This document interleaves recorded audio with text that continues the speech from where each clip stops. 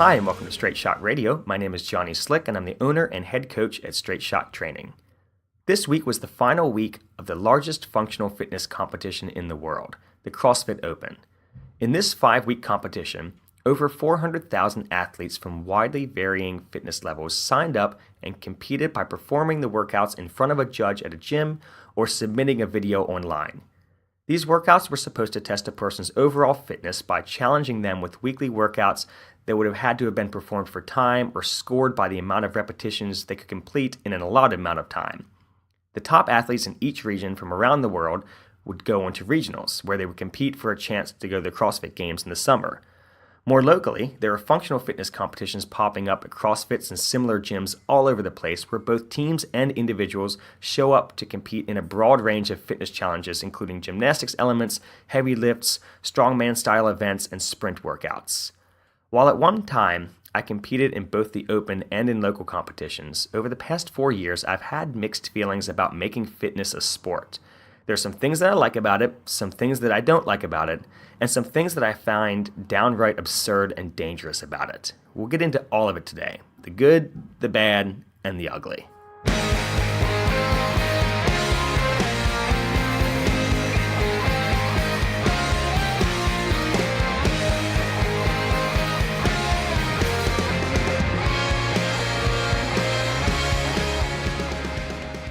So I want to start us off today with a little bit of my experience with competing in fitness. My last year competing in the CrossFit Open was actually in 2014. So I'd been a CrossFit Level 1 trainer since 2012, and I competed in the 2013 Open, and by 2014, I was on a team that had a chance to go to regionals if all of our scores individually were high enough. That year, the workouts were not super heavy, with the exception of a certain deadlift workout, which is actually a lift in my wheelhouse. So by the end of it, I ended up in 174th place in a region of 10,000 men. And worldwide, I was in the top 1.5% of the 250,000 to 300,000 CrossFitters that competed that year. Now, I would have had to have been in the top 48 in our region to have gone to regionals as an individual. But my score was high enough that I would have made it as a team member. However, as a team, our scores weren't quite high enough to go on to that next round.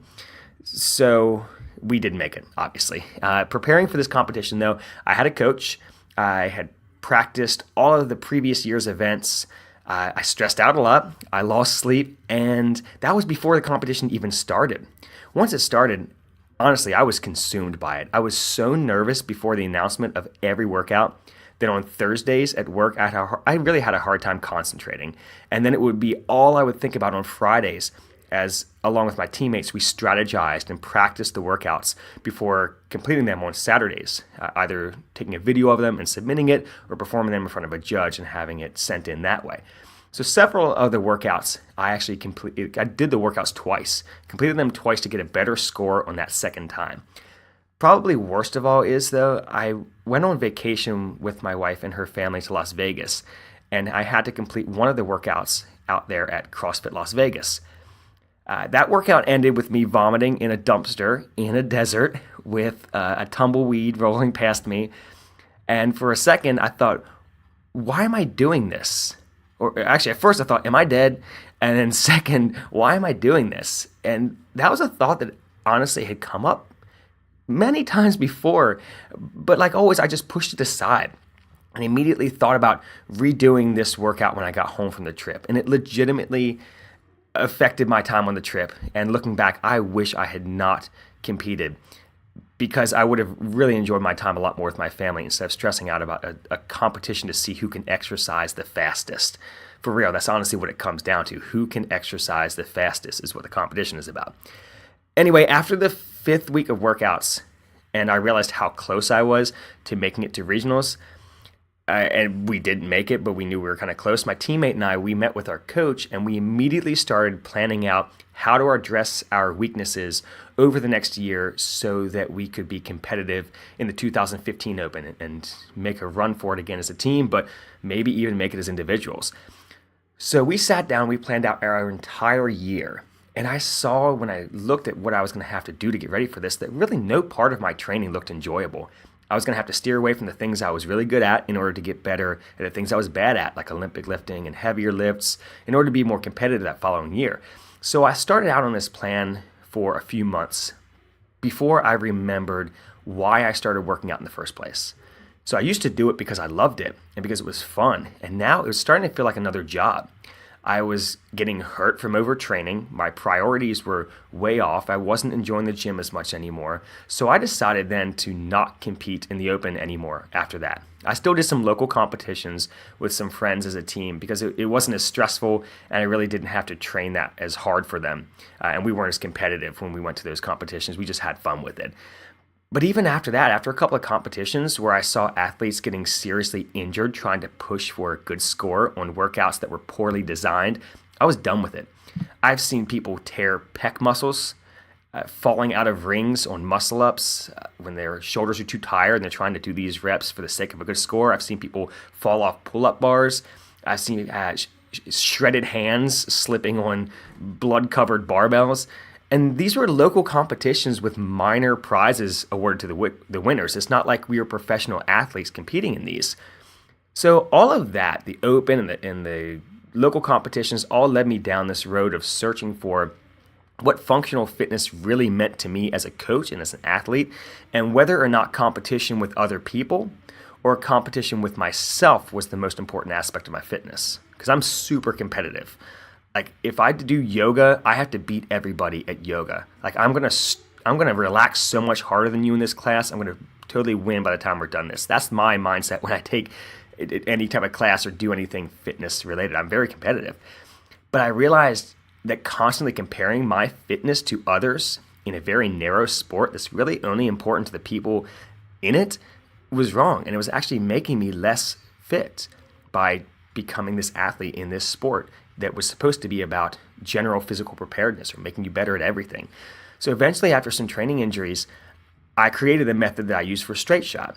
And this actually helped me become stronger and faster. I'm more mobile, I'm more athletic, I'm more relaxed, more balanced. I'm overall much fitter than I ever was on other programs back when I competed. So a lot of the issues I have with competing come from this bad experience I had personally. But I do know a lot of people who share my sentiment, and that's why I wanted to talk a little bit about this today. I wouldn't say that the competitions in and of themselves are horrible, because while seeing who can exercise the fastest doesn't make a lot of sense to me, I do understand why people enjoy it, and I have seen firsthand the kind of lifestyle transformations people have had as a result of a community coming together and competing and supporting each other. So rather than totally diss the CrossFit Open, I decided to get involved a while back, and I worked as a judge for the past few CrossFit Open seasons, where I would help athletes warm up correctly. I would give them tips to stay safe while competing. I would help them actually during the workouts as I was judging them, make sure that they were slowing down when they needed to and focusing on their form. I made prep videos for athletes around the world on YouTube to try to make this competition safe and fun for everyone who was doing it. And then during our adoption process, we had a fundraiser that was a functional fitness competition. And I personally designed all of the workouts, and then I released them well ahead of the competition date so the athletes could prepare well and practice these workouts. And then I also made the workouts lower skill and with moderate weights so I could make this thing as safe as possible, even though the athletes would be working extremely hard during it. So I think these competitions have a place for people who enjoy them. They just need to be done correctly. And we'll get into that when we get into the bad and the ugly about CrossFit competitions.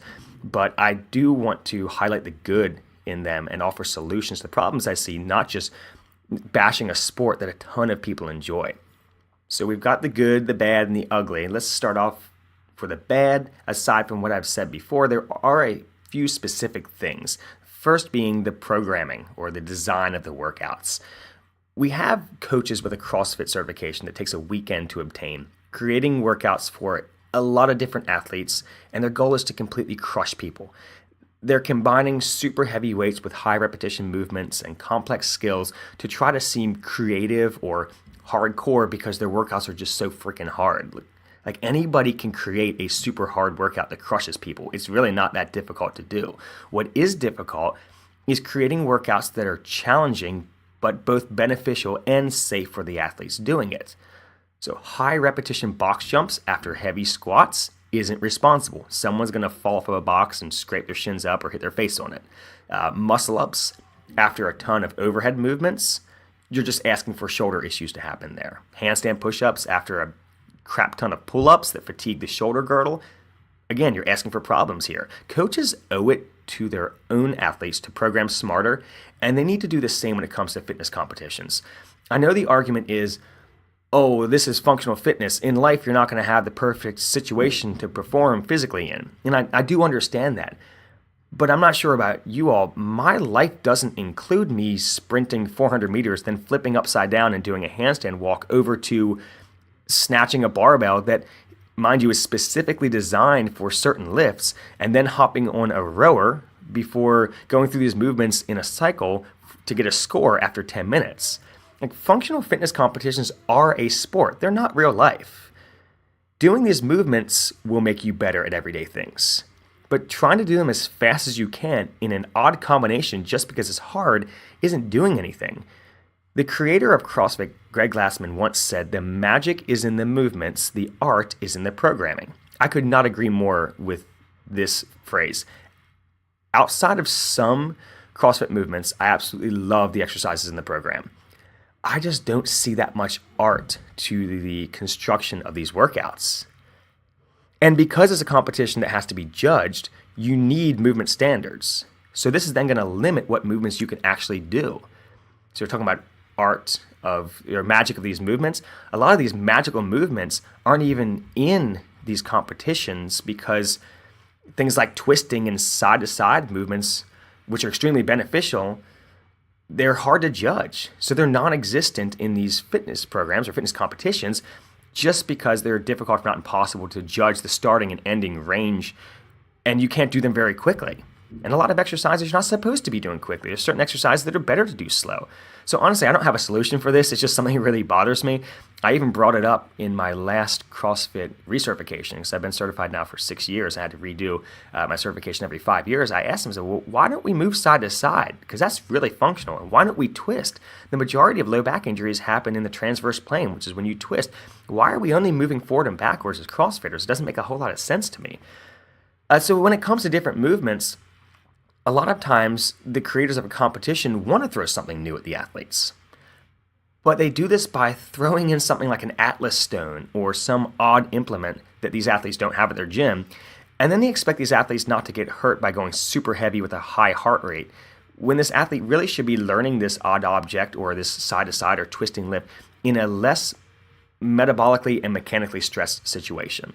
So we definitely need to be moving in all of these different planes, but they're hard to throw into a competition, and when they do throw them in, the athletes have never done them before, and it just wrecks them or hurts them in these competitions. Another issue I have is that most competitions require you to sign up before you have any idea what the workouts will be. And nobody wants to lose their money and back out if these events look like they're beyond their skill level, or if the events look outright unsafe, but your money's already in. You've already paid for it, and most people don't drop out. So my solution here to all of this stuff that I think is the kind of the bad about competitions, functional fitness competitions, we need to have smarter programming by limiting the combination of high skill, high weight, high repetition movements, especially if the athlete's heart and breathing rate are extremely taxed. This may require inexperienced coaches to hire outside help when they're making the workouts for these competitions. My other thought or solution would be you need to announce the workouts before the athletes actually have to pay to sign up. And I know this goes against the be ready for anything mantra, but think about any other sport. You don't show up to a track meet and have no clue what distance you're going to be running, or instead of running 100 meters, you're going to run 110 meters. Like, just throw something surprising at them that they're going to have to mentally change their pattern for to complete. They know what they're getting into. If we're athletes and functional fitness is a legitimate sport, then the athletes should be told what the events are going to be. Even if it's like a few weeks before, they need to know what they're getting into. Then the competitors can practice and actually be ready for these events and know where they need to slow down or where they can speed up so they don't get hurt. The next thing we have is competition being the only thing that athletes are concerned about. This means every time they step in the gym, it's a competition to see who can move the fastest. And a lot of lifts are better if you don't move as fast as you possibly can. But when you're training for competition, this is how you have to train to gain that sport-specific conditioning. And along with the speed of that sport, you have to do certain lifts that you know are going to show up in a competition, and you just stick to those lifts because you know that those are going to be the things that are in the competition, even though that's not necessarily what functional fitness is. If you give a fitness competitor a kettlebell and tell them to do something with it other than swing it or snatch it like they would see in a competition, I highly doubt they could perform that exercise with much proficiency. There's actually a video that went around a while back where some of the fittest CrossFitters in the world were given a jump rope and told to do single unders in a workout. So this means the rope only goes under your feet once every time you jump. A few of them couldn't even do single unders because all they ever do with a jump rope is double unders. That's insane. Functional fitness has been bastardized into this narrow window of movements in which athletes won't venture outside of for fear of taking up training time, where they're trying to see how fast they can train to make them better at training quickly in competition. It's not making functional movers. It's not making true athletes. It's making athletes in this sport that honestly has a long way to go before it garners respect and legitimacy in the strength sport world. And the solution to this goes back to the coach. Coaches need to program workouts in class that aren't always scored and encourage athletes to focus on their movements and learning new movements rather than competing in your training in order to compete in the sport of training.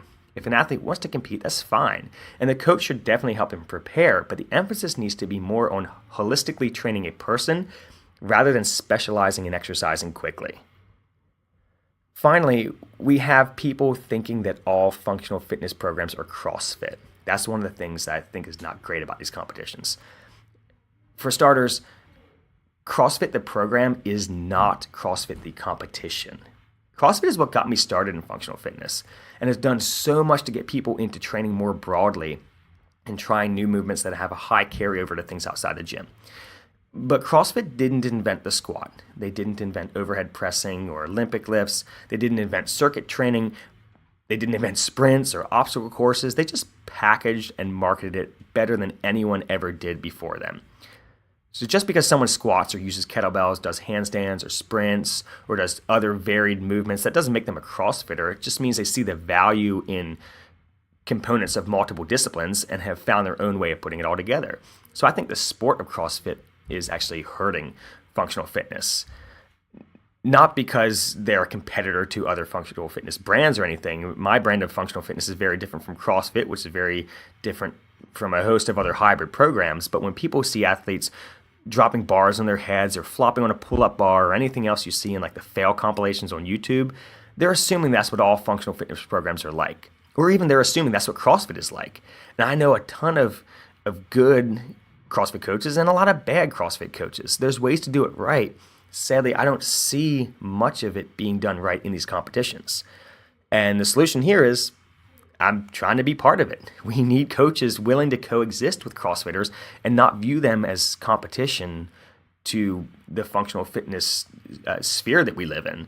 I created the Resilient program with CrossFitters in mind because I know they're going to compete. I just want them to be well-rounded outside of their competing and be resilient to injuries that come up whenever you're doing these high-intensity, very quick workouts. Resilient has slower movements and side-to-side and twisting elements and isometric holds and isolation movements for the hips and the back and the shoulders and all the things that they typically don't get in their training for competitions. But these things have served myself and my athletes well for years and can be done in their warm-ups and cool-downs. Okay, so we've gone through the good that I see in competitions. We've gone through the bad with some of my solutions for it. Now we're going to get into the ugly part. And I'm not going to get into anything about the director of the CrossFit Games because I don't really want this to be misconstrued as a personal attack. But let me just say, I do not think the workouts being programmed for the 500,000 people competing in the Open are responsible. And I think these workouts are hurting a lot of people while also giving functional fitness a bad name. People are enamored with the workouts in the CrossFit Open because they leave you feeling like you're going to die. But they are still only testing this narrow scope of fitness while having people move as fast as they possibly can and trying to get their first reps of a high skill movement while completely gassed and fatigued during a workout. Plus, at your local gym, you've got people cheering you on, and you know that your first muscle up is going to be both a hit for you and for CrossFit on Instagram. But where is the concern for athletes in all of this? Like, are the heads of the games simply ignoring the fact that multiple high-level athletes drop out each week after these workouts after getting injured? I mean, Dan Bailey and Graham Holmberg. Graham Holmberg has won the CrossFit Games at one point. Dan Bailey has come in third place. Both of them were injured after doing a squat clean at the end of a workout that was super high repetition, very high heart rate, squats and burpees, and then they had to do a max lift after that. And these are the fittest people in the world that are getting injured doing this. What do you think it looks like in these local gyms all around the world? Like, I've heard of shoulder separations and Achilles tendon ruptures, herniated discs, blown ACLs, all the things that people say are dangerous about CrossFit and giving functional fitness a bad name in general. And it's happening at the hands of the most influential body in functional fitness. But hey, you got like 500,000 people paying $30 each to compete. They're making tons of money on this competition, so really, why should they care? Because honestly, outside the NFL, I don't know of a sport organization that so blatantly disregards the safety of the athletes competing. And apart from the safety, because we could definitely get into that more and more with all of these high-level athletes that have been injured, but I have actual legitimacy issues with the way that they're running this competition. Since there's a lot on the line, they try to make these movement standards to keep athletes from cheating. But there's still a lot of cutting corners on movements for the sake of speed that just can't be avoided. So every year they try to make things different so that people can't cheat on certain movements. And that's not CrossFit's fault, but it is something that happened this year when they made a standard that was a super, super bad call. And it really fired me up about the way they're running this entire program. So for the handstand push-ups this year, the standard would start with the athlete's forearm being measured from their elbow to their knuckles. And they would stand up against a wall, and a line was drawn above their head. And then they would take the forearm measurement and go from the headline up to the end of the forearm distance and put a piece of tape. And this is the line that the athlete's heels would have to cross in order for a repetition to count when they were up in a handstand. And they would go down to their head touched, and they would push up, and once their heels passed that piece of tape, that was a repetition. Now, personally, having a degree in exercise science and having a decade behind me of working with athletes, I immediately saw the problem with this. I thought, well, some people have extra long forearms and short upper arms, and this would actually make it physically impossible for their heels to cross that line. This actually was happened to a lot of athletes, but it actually happened at the live announcement of the 4th CrossFit Open workout. An athlete named Scott Panchik was measured up, and when he tried a rep, his heels didn't even hit the mark. They didn't come close. You can see this on the video on the CrossFit Games website and on YouTube. So his judge remeasures him to make sure she got it right. He still can't get a legit rep.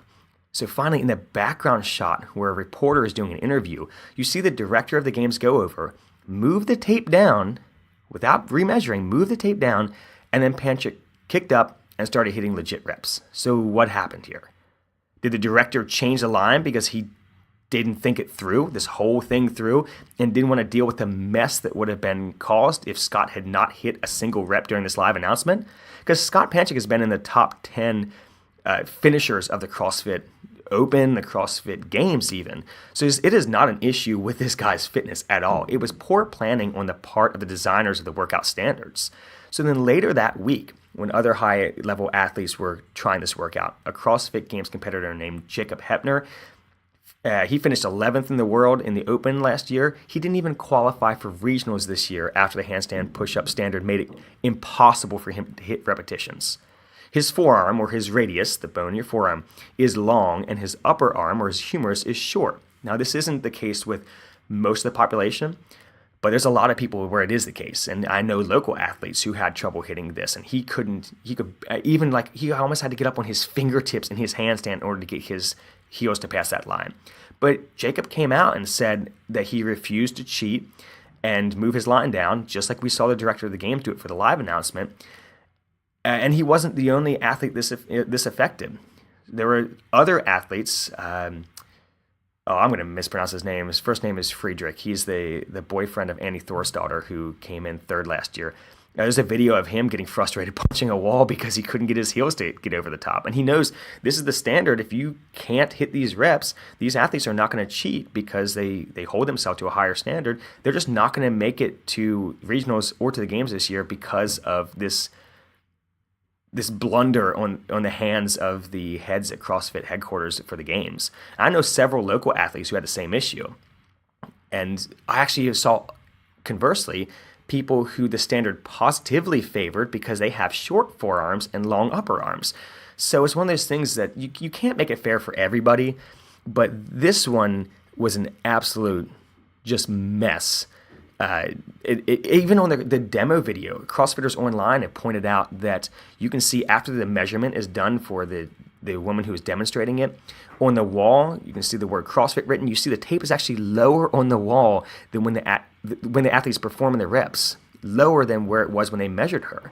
I know this is a bit of a tangent. Probably a lot of you don't care about this, but it's really fired me up this year that this company is making millions and millions of dollars off of a fitness competition that they aren't even fully competent to manage the rules of.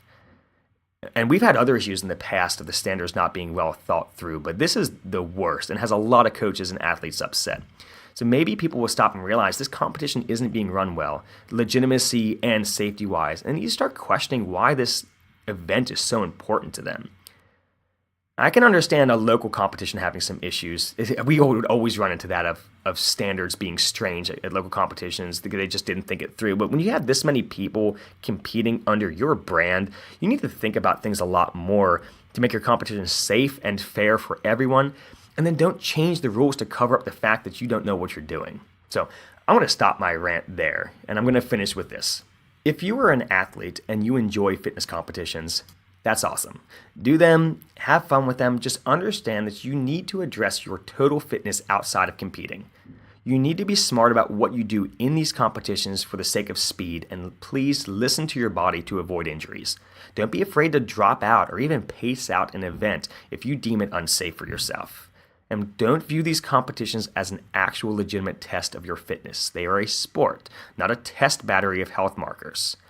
Now, coaches, you need to monitor your athlete's intensity throughout the weeks, months, and entire year to make sure they aren't always in competition mode when training. And then design workouts with multi-planar movements and try things that are outside of the lines that are drawn with these competitions that are really not important to your clients' and athletes' health and well-being. If you think something isn't safe, please tell your athlete. You are their coach. They look up to you and they trust you to help them reach their goals while staying injury-free. Then on to competition directors. You guys need to get smart. Study up on exercise physiology, get certifications outside of a single company, construct workouts that are truly a test of a broad range of fitness in a safe manner, go get some outside help, and think through each element to make sure it's not going to hurt or favor certain athletes. Don't assume a hard workout is a good workout. Not all good workouts are hard, and not all hard workouts are good. And finally, to all of you listening, understand that the sport of functional fitness and functional fitness itself are two very different things.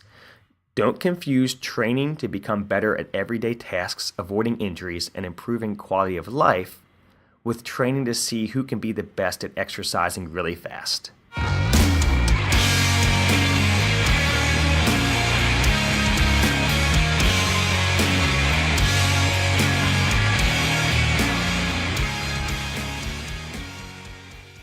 Thank you so much for listening today. I really appreciate it. If you would like to see how we do functional fitness here at Straight Shot, head over to our website, straightshottraining.com, to sign up for a subscription to our comprehensive strength and conditioning program. If you want a mobility and prehab program to address the issues holding you back from moving well, check out our program Resilient, perfect for fitness competitors to help you all stay safe and move efficiently while in your competitions. If you could leave us a rating on whatever platform you're currently listening to us on and then share this with a friend, that would be awesome. Thanks again, and have a great week, everybody.